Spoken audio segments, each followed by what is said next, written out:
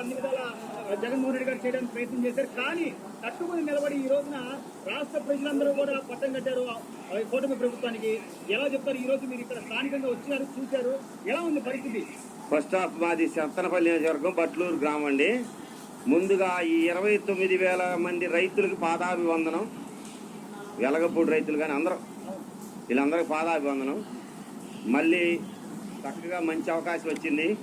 ఈసారైనా ఈ ప్రాంతం వాళ్ళు మళ్ళీ గెలిపించుకోవాలి. అందరం గెలిపించుకుందాం. 2029లో కూడా గెలిస్తేనే అభివృద్ధి. ఇప్పుడు కాదు, ఈ 4 ఏళ్ళు సరిపోదు. 15 ఇయర్స్ బాబు గారు ఉంటే అభివృద్ధి. లేక అది రాక్షస ప్రభుత్వం. That not question. ఆ క్వశ్చన్ వద్దండి అసలు. దట్ ఈజ్ నాట్ అదొద్దు. సారీ, అసలు ఆ క్వశ్చన్ వద్దండి. అది రాక్షసం నాశనం చేశాడు. ఈ 10 monthsలో మాకు ఇది ఒక ఉత్సాహం, ఒక ఊరట, మా పిల్లల మీద మాకు నమ్మకం, మా భవిష్యత్తు అంతా కనపడుతుంది.